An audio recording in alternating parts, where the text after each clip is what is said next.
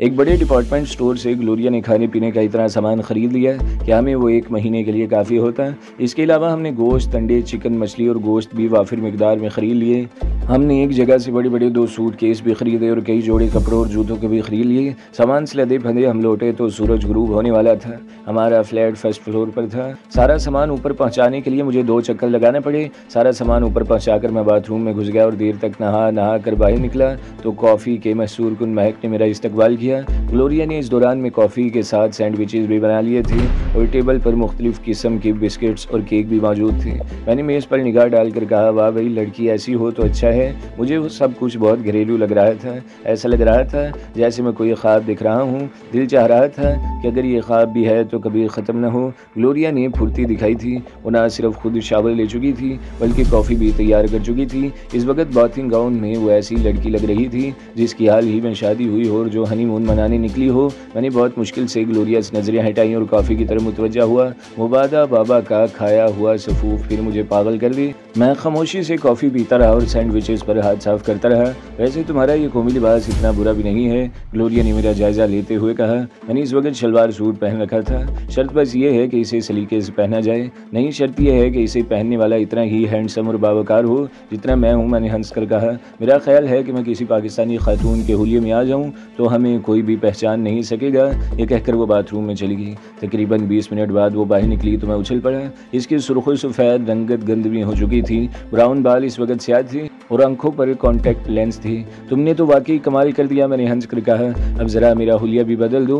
Gloria bathroom से lotion उठा लाई। इसने मेरे चेहरे, गर्दन, हाथ और जिस्म के इन तमाम हिस्सों पे लोशन का मसाज कर दिया जो आमतौर पर खुले रहते हैं। 15 मिनट बाद मैंने आईना देखा तो मेरी रंगत सुर्ख सफ़ेद की बजाय गहरी सांवली हो गई थी। अब अगर तुम अपनी ये ब्राउन मुँह से भी ब्लैक कर लो तो तैमूर भी तुम्हें नहीं पहचान सकेगा, ग्लोरिया ने कहा। और सर के बाल, मैंने पूछा, इन्हें भी कलर करना पड़ेगा।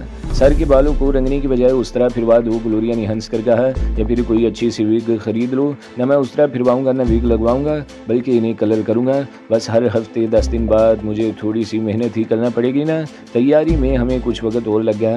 मैंने फौरी तौर पर बाल कलर करने का प्रोग्राम मुलतवी कर दिया था क्योंकि अभी मुझे स्टेट एजेंट से भी मिलना था। फिर हम लोग बाहर निकल आए। हमारी मंजिल कोरंगी का वो इलाका था जहाँ खालिद का वर्कशॉप था। वर्कशॉप में हस्बे मामूल काम हो रहा था। काम के दौरान में लड़के एक दूसरे को इंतहाई फाश गालियाँ दे रहे थे। हमारी गाड़ी देखकर इनकी बकवास तुम हो गई। फिर इनके इंचार्ज ने मुझे गौर से देखा।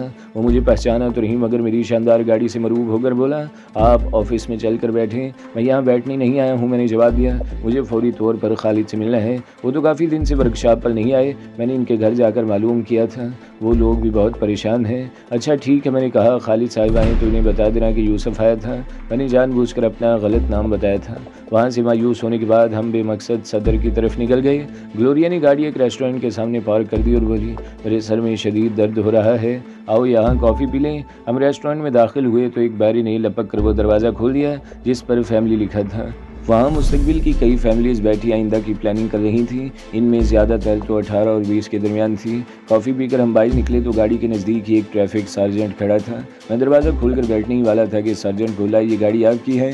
जी हाँ, मैंने मुस्कुरा कर कहा। आपने गलत जगह पार्क की है, इसने अकड़ कर कहा। चलिए फिर जल्दी से चालान कर दे, मैंने कहा। इसने अपनी कापी खोली और बोला, नाम हमीद अहमद बाजवा, वालिद सईद अहमद बाजवा, मार्फत डीसी साउथ कराची।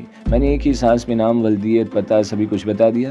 मैंने जानबूझकर डीसी साउथ का हवाला दिया था। सार्जेंट इतना हवास बाख्ता हो गया कि इसने डीसी साहब का नाम पूछने की जरूरत भी नहीं की। अगर वो डीसी का नाम पूछ लेता तो मैं इसे क्या बताता। आप जाएं जनाब आली, सार्जेंट खुशामदाना लहजे में बोला। ओ जी, पहले आप चालान करें, मैंने खुशदिली से कहा। क्यों शर्मिंदा करते हैं अली जनाब, सार्जेंट ने दांत निकाले। अच्छा, आप शर्मिंदा भी होते हैं, मैंने तज़ही कमीज़ लहजे में कहा। मैं कानून पसंद शहरी हूँ, अगर मैंने गलती की है तो इसकी सज़ा तो मिलना चाहिए। अब जाने भी दीजिए, सार्जेंट ने कहा। गलती बंदे ही से होती है, मुझसे भी गलती हो गई। ग्लोरिया शदीद झंझलाहट का शिकार थी। वो बुन्ना कर बोली, क्या बात है कामरान, क्यों इसकी जान को आ गए हो? फिर वो सार्जेंट से मुखातिब हुई, क्या प्रॉब्लम है ऑफिसर? ओ जी, प्रॉब्लम तो कोई नहीं है। वो बहुत मुश्किल से टूटी फूटी इंग्लिश में बोला, साहब ने गाड़ी गलत पार्क की थी। अब मुझे क्या मालूम आप लोग डीसी साहब के रिश्तेदार हैं। गाड़ी में बैठो कामरान, ग्लोरिया के लहजे में झंझलाहट थी। तुम तो बाज़ औक़ात बिल्कुल बच्चे बन जाते हो, अभी यहाँ मजमा लग जाता। टाइम तो ज़ाया होता ही, मगर इस मजमे में कोई तुम्हें पहचान लेता तो खामखा की मुसीबत खड़ी हो जाती। मैंने गाड़ी रिवर्स करके मेन रोड पर डाली और तंजिया लहजे में कहा, आप खुद कौन सा अक्लमंदी का काम कर रही थी? हुलिया तो ठीक है, लेकिन गुफ्तगू फरमा रही हैं इंग्लिश में, ये इतना अहम मसला नहीं है। ग्लोरिया ने कहा, यहाँ की बेशतर ख़वातीन को मैंने इंग्लिश बोलते सुना है। आगे सिग्नल बंद है। मैंने गाड़ी रोक दी। अचानक मैं बुरी तरह उछल पड़ा। मैंने एक अपाहिज गाड़ी में तैमूर को देखा। ऐसी गाड़ियाँ अमूमन माजूर फ़कीर इस्तेमाल करते हैं। लकड़ी के एक तख्ते में 4 बैरिंग लगे हुए थे और तैमूर बहुत तेज़ रफ्तारी और महारत से गाड़ियों के बीच में रास्ता बनाता हुआ चल रहा था। 2-3 गाड़ियों के पास रुक कर इसने सदा लगाई, फिर रिंगता हुआ हमारी गाड़ी के पास आ गया। कुछ मदद कर दें, माजूर हूँ बाबू। तैमूर ने यूँ आवाज़ निकाली जैसे वो ख़ानदानी भिखारी हो। अल्लाह जोड़ी सलामत रखे बाबू। फिर वो इसी अंदाज में आहिस्ता से बोला, 2 गाड़ियाँ छोड़कर तीसरी गाड़ी में तेरे पुराने दोस्त बैठे हैं बाबू। सुरख रंग की क्रोला है, मैं कल भी यहीं मिलूंगा। मैंने जेब से 5 रुपए का एक नोट निकाला और इस पर अपना मौजूदा फ़ोन नंबर घसीट कर तैमूर की तरफ उछाल दिया। तैमूर ने नोट झपटते हुए कहा, अल्लाह तेरा भला करे बाबू, बच्चे जिए। फिर वो तेज़ रफ्तारी से हाथ के बल वो अपाहिज गाड़ी चलाता हुआ सड़क के किनारे चला गया, क्योंकि सिग्नल जर्द हो गया था। मैंने ग्लोरिया की तरफ देखा। वो हैरानी से मुझे देख रही थी। इसकी नज़र तैमूर पर नहीं पड़ी थी, क्योंकि वो दाएं जानिब से मेरे पास आया था और इसी तरफ वापस चला गया था। अब तुम फ़कीरों को नोटों पर ऑटोग्राफ दे रहे हो? ग्लोरिया के अंदाज में तंज था। तुमने इस फ़कीर की आवाज़ सुनी थी? मैंने हंस कर कहा। क्या सोच था इसकी आवाज़ में? मेरे पास फालतू बातों के लिए वक्त नहीं है। ग्लोरिया मुंह बनाकर बोली। अगर तुम इसकी आवाज़ पर गौर कर लेती तो शायद ये बात न कहती। मैंने कहा, जानती हो वो कौन था? वो फ़कीर तैमूर था। ग्लोरिया बुरी तरह उछल पड़ी। क्या मतलब है तुम्हारी इस बात का? तैमूर तो ज़ख्मी है, फिर वो भिखारी कैसे बन गया? ग्लोरिया ने एक ही सांस में 2 सवाल कर डाले। वो ज़ख्मी है जभी तो इस अपाहिज गाड़ी पर सवार था। रहा सवाल ये कि वो भिखारी कैसे बना, तो इसका जवाब तो तैमूर ही देगा। वैसे मैंने इसे अपने नए मकान का टेलीफोन नंबर दे दिया है। फिर मैं हंस कर बोला, हाँ ज़रा गैर महसूस अंदाज में पीछे देखो, रेड कलर की कोई क्रोला है? हाँ है तो। ग्लोरिया ने चल लम्हे बाद जवाब दिया। वो कई गाड़ियों के पीछे है। मैंने अकवी शीशे में जायज़ा लेने की कोशिश की, मगर मुझे सुरख क्रोला दिखाई न दी। जहाँ तक मुझे याद पड़ता है, क्रोला के इस मॉडल में सुरख रंग नहीं था। इस गाड़ी पर बाद में किसी शौकीन ने सुरख रंग कराया होगा। मेरा रुख अब सुपर हाईवे की तरफ था। मैं किसी मुनासिब और वीरान इलाके में इन लोगों से निमटना चाहता था। टूल प्लाजा से कुछ पहले ग्लोरिया हंस कर बोली, बस अब वापस चलो। वो रेड क्रोला वापस जा रही है। इन्हें भी शायद अंदाज़ा हो गया है कि तुम इन्हें वीराने में घेरना चाहते हो। मैंने एक भी आईने में देखा। सुरख कार यू टर्न लेकर बहुत तेज़ी से वापस जा रही थी। मैंने भी फुर्ती से यू टर्न लिया और क्रोला के पीछे आंधी तूफान की तरह रवाना हो गया। क्राउन का ताकतवर इंजन लम्हों में मुझे क्रोला तक ले गया। मैंने स्पीड मजीद बढ़ाई और क्रोला के बराबर में पहुंच गया। मेरा ख्याल था कि इस गाड़ी में कोई जाना पहचाना चेहरा होगा, मगर वहाँ तो सारे चेहरे ही अजनबी थे। एक लम्हे को तो मेरी खोपड़ी ऐसे उल्टी, जी चाहा इस सुरख गाड़ी को जोरदार टक्कर मार दूं। मुझे तैमूर पर भी गुस्सा आ रहा था कि इसे इस गाड़ी में क्या नजर आया था। ग्लोरिया भी हैरत भरी अंदाज में सुरख गाड़ी वालों को घूरती रही। वो तादाद में 4 थे और हुलियों में कॉलेज या यूनिवर्सिटी के तालिब इल्म लग रहे थे। फिर इनमें से एक ने ग्लोरिया की तरफ देखकर एक हवाई बोसा उछाल दिया। इसकी इस हरकत से मेरा दिमाग बिल्कुल ही उलट गया। मैंने गाड़ी की स्पीड कुछ और बढ़ाई और क्रोला को आहिस्ता आहिस्ता बाएं तरफ दबाने लगा। मैंने क्रोला के ड्राइवर को बौखलाते देखा। तसादुम से बचने के लिए इसने गाड़ी की रफ्तार कम की, तो मैंने भी रफ्तार घटा दी और स्टीयरिंग मजीद बाएं तरफ काटा। क्रोला वाला घबरा कर कच्चे में उतर गया। मैंने भी फुर्ती से क्रोला कच्चे में उतार दी। फॉर गॉड से कामरान, ग्लोरिया झिंझिला कर बोली, क्या हो गया है तुम्हें? जाने दो इन लोगों को, ये तुमसे अपनी हरकत की माफ़ी मांगेगा पहले। मैंने क्रोला पर नज़र रखते हुए जवाब दिया, तुम क्या सचमुच पागल हो गए हो? ग्लोरिया ने कहा, तमाशा बनोगे इस भरी पूरी सड़क पर? मैंने ग्लोरिया की बात सुनी अनसुनी कर दी और मुसलसल गाड़ी को दबाता रहा। आखिर क्रोला के ड्राइवर ने हिम्मत हार दी और अचानक ब्रेक लगा दिए। मैं गाड़ी रोकते रोकते भी कुछ आगे निकल गया। फिर मैंने फुर्ती से रिवर्स गियर लगाया और खासी तेज़ी से गाड़ी रिवर्स करके क्रोला के नज़दीक रोक दी। मेरे उतरने से पहले वो चारों नीचे उतर चुके थे और मुझे तन्हा देखकर शेर हो गए थे। मैंने नज़दीक पहुँचते इस लड़के का गिरबान पकड़ लिया जिसने ग्लोरिया की तरफ हवाई बोसा उछाला था। ये क्या हरकत थी? मैंने डपट कर पूछा। साथ ही इसके मुंह पर बाएं हाथ से थप्पड़ रसीद कर दिया। ड्राइवर ने अपनी जगह से हिलने की कोशिश की तो मैंने इसे बैक से किक रसीद की।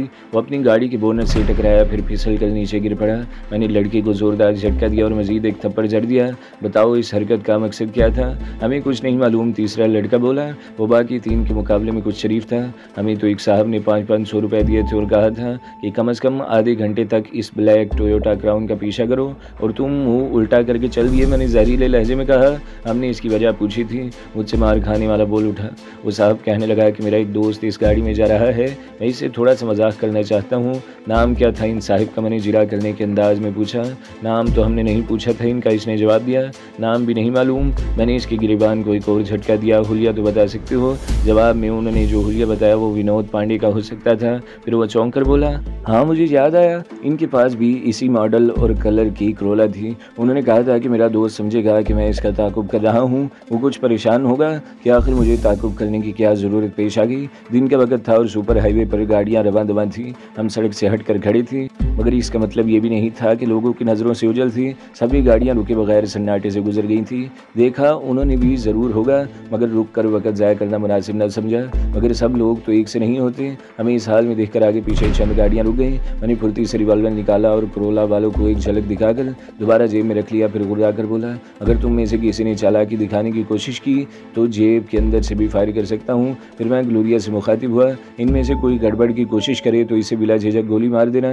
इस दौरान में गाड़ी से उतर कर खुशपूश और स्मार्ट सा एक शख्स हमारी तरफ आ गया। क्या मामला है? इसने पहले मेरा फिर मार खाने वाले का जायजा लिया। मैं पिछले 8 महीने से इसकी तलाश में था। मैंने कहा, मुझसे 20,000 रुपये 15 दिन के वादे पर ले गया था, इसके बाद गायब हो गया। मैंने पिटने वाले का गिरबान पकड़ कर एक और झटका दिया। आज मैं अपने पैसे लिए बगैर नहीं छोड़ूंगा इसे। देखिए आप मुझे पढ़े लिखे माकूल आदमी लग रहे हैं, इस किस्म के मामला क्यों सड़कों पर तय नहीं होते? खुश लिबास कार वाले ने कहा, आप अपना काम कीजिए, मैं इसी पर उलट पड़ा। मैंने अपना काम किया तो बहुत मुश्किल में फंस जाओगे। इस मरतबा खुश लिबास शख्स की आवाज़ सुनकर मैं यूं उछला जैसे मेरे पाँव बिजली के नंगे तार पर पड़ गए हों। वो विनोद पांडे था। इससे पहले कि मैं संभलता इसने बरक रफ्तारी से कोई चीज़ सड़क पर दे मारी। वो स्मोक बम था, क्योंकि इसके फटते ही पूरी फिजा धुआं धुआं हो गई। मैं अंदाजे से विनोद पांडे की तरफ झपटा। इसी लम्हे मुझे ग्लोरिया की अजियत भरी चीख सुनाई दी। फिर भागते हुए कदमों की आवाज़ें आईं। मैं इतना मजबूर था कि फायर भी नहीं कर सकता था। मेरी चलाई हुई गोली ग्लोरिया की जान भी ले सकती थी। मैं अंधों की तरह दोनों हाथों से टटोलता हुआ आगे बढ़ा। अचानक कार का इंजन स्टार्ट होने की आवाज़ आई। फिर वो आवाज़ दूर होती गई। धुएं की इस दबीज़ तह में मुझे कुछ दिखाई नहीं दे रहा था। फायरिंग मुसलसल हो रही थी, मगर गोलियां शायद हवा में चलाई जा रही थी या फायरिंग करने वालों को टारगेट दिखाई नहीं दे रहा था। वहाँ से फरार के लिए वो आइडल सूरत हाल थी, मगर ग्लोरिया की पेदर पे करवनाक चीखों ने मुझे दहला कर रख दिया। इसे इस खतरनाक सूरत हाल में छोड़कर भागने का तस्वुर भी नहीं कर सकता था। वो बेचारी तो पहले ही जख्मी थी। अली अहमद के बंगले से फरार होते वक्त इसे ड्रिप लगी हुई थी, जो पूरी भी नहीं हुई थी। इसकी जगह कोई और लड़की होती तो कम अज़ कम 1 महीने के लिए बिस्तर पकड़ लेती, मगर वो ग्लोरिया थी और किसी भी तौर शिकस्त मानना इसकी सरिश्त में नहीं था। 24 घंटे में इस पर दूसरी मरतबा ये अफ्ताद पड़ी थी। फिर ये सोचकर मेरा दिल गोया उछल कर हलक में आ गया कि ग्लोरिया को लगने वाली गोली ने कहीं से हमेशा के लिए तो खामोश नहीं कर दिया। ये तस्वुर ही मेरे लिए जानलेवा था। फिर आहिस्ता आहिस्ता मेरा सदमा जुनून में तब्दील होने लगा। मैंने दिल में सोचा कि अगर ग्लोरिया को कुछ हुआ तो मैं ना सिर्फ अपने दुश्मनों को बल्कि हुकूमत को भी वाकई दहशतगर्द बन कर दिखाऊंगा। मैं इस शहर को मलबे का ढेर बना दूंगा। हर इस करप्ट सियासतदान और आला अफसर के ख़ानदान का नामो निशान तक मिटा दूंगा जो इस मुल्क को अपने बाप की जागीर समझता है। मैं अब खुद ही इंसाफ करूंगा और खुद ही सज़ा दूंगा, चाहे जद में मुल्क का सबसे आला ओहदेदार आए या दर्जाए चाहरम का कोई चपरासी। मैंने दोनों रिवॉल्वर लोड किए और फायरिंग की आवाज़ के सहारे गोलियां दाग दी। फ़ौरन ही 2 करबनाक इंसानी चीखें फिजा में उभरी तो मुझे ऐसा लगा जैसे मेरे कलेजे में ठंड पड़ गई हो। धुएं की दबीज़ तय अभी तक कायम थी। मैंने अंधाधुंध फायर की, फिर पूरी कुव्वत से चीखा ग्लोरिया। इसके साथ ही मैंने एकदम अपनी जगह बदल ली ताकि दुश्मन मेरी आवाज़ पर फायर न कर सके। मैं उल्टी कलाबाजी खाकर नशीब की तरफ चला गया, जहाँ सड़क की मुरम्मत के लिए पत्थरों के ढेरे लगे हुए थे। मैंने फिर 2 फायर किए और हलक फाड़ कर ग्लोरिया को आवाज़ दी। इस लम्हे शायद मेरे सोचने समझने की सलाहियत मौकूफ़ हो चुकी थी। क्यों हलक फाड़ रहे हो? मेरी पूछते से ग्लोरिया की आवाज़ आई तो मैं बुरी तरह उछल पड़ा।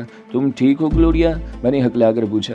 मारे खुशी की मेरे हलक से आवाज़ नहीं निकल रही थी। मैं ठीक हूँ, इन लोगों को सिर्फ धोखा दे रही थी। अपने ख्याल में उन्होंने मुझे तो हलाक कर ही दिया है, अब सिर्फ तुम बाकी हो। और अगर यूं ही हलक फाड़ फाड़ कर मुझे पुकारते रहे तो शायद तुम भी बाकी न रहो। ग्लोरिया ने हंस कर कहा, बस अब यहाँ से निकल चलो। मेरे पास एक स्मोक बम और है, मैं इसे भी उछाल रही हूँ। मगर स्मोक बम तो शायद इन लोगों ने फेंका था। मैंने कहा, अरे बाबा यहाँ से तो उठो। ग्लोरिया ने झिंझलाकर कहा, हमें यहाँ से पैदल फरार होना पड़ेगा।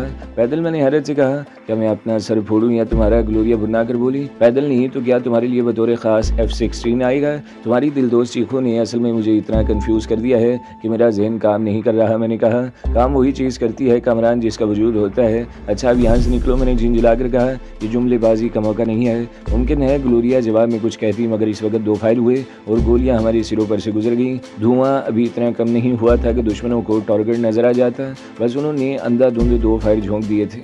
ग्लोरिया ने निशाने से झटके हुए बैग में से आखिरी स्मोक बम निकाला और इसे उछाल कर तेजी से कराची की सिमत भागने लगी। मैं खुद भी वहाँ से ज़्यादा दूर हो जाना चाहता था। सड़क के किनारे किनारे हम कुछ दूर दौड़ते रहे, फिर अपनी रफ्तार सुस्त कर दी क्योंकि फायरिंग की वजह से सुपर हाईवे का ट्रैफिक ब्लॉक हो गया था। बहुत से लोग अपनी गाड़ियों से उतरकर सूरत हाल जानने के तजस्सुस में मुब्तला थे। इनमें से बेशतर अफराद ने इग्निशन में चाबियां भी लगी छोड़ दी थी, मगर वो गाड़ियां इस बुरी तरह फंसी हुई थी कि हम इनमें से कोई गाड़ी लेकर फरार भी नहीं हो सकते थे। 1-2 अफराद ने सूरत हाल जानने की कोशिश की तो ग्लोरिया ने बताया कि आगे पुलिस और डाकुओं के दरमियान मुकाबला हो रहा है। ये सुनकर लोगों में मजीद खलबली मच गई। हम पैदल ही कुछ और आगे बढ़ गए। बिल्कुल पीछे जो गाड़ियाँ थी इनके ड्राइवर इन्हें बैग करके वापस ले जा रहे थे। ऐसे ही एक गाड़ी को मैंने इस्तेमाल करने का फैसला कर लिया। स्टीयरिंग पर अधेड़ उम्र का एक शख्स बैठा था और खासा बुखलाया हुआ लग रहा था। इसकी गाड़ी भी जदीद मॉडल की मार्क 2 थी। मैंने ग्लोरिया को इशारा किया और ख़ुद कुछ फासले पर खड़ा हो गया। ग्लोरिया ने बहुत नरम और महज़ब लहजे में इसे मुखातिब किया। एक्सक्यूज़ मी सर, क्या आप थोड़ी सी मदद कर सकते हैं? बुखलाहट के बावजूद इसने ग्लोरिया के सरापे पर ललचाई हुई नज़र डाली और बोला, श्योर फरमाइए, मैं आपकी क्या मदद कर सकता हूँ? आप गालिबन वापस शहर की तरफ जा रहे हैं। मैं हैदराबाद से आ रही हूँ।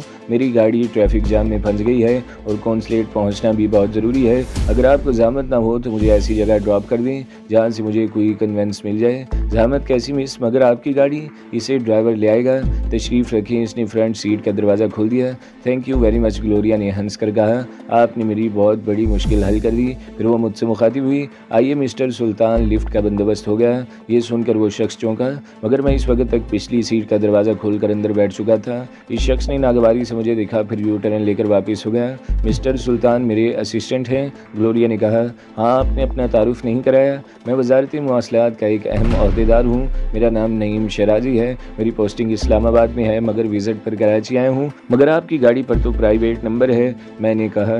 शराजी ने मुझे बैक व्यू मिरर में इस बुरी तरह घूरा जैसे कच्चा चबा जाएगा। इसे मेरी दखल अंदाजी बहुत ग्रां गुजरी। इसने सर्द लहजे में कहा, ये गाड़ी मेरी बीवी की है जो इसने ज़ाती तौर पर अपने लिए ख़रीदी है। वैसे आपका क्याम कहाँ है शराजी साहब? ग्लोरिया ने सरसरी अंदाज में पूछा।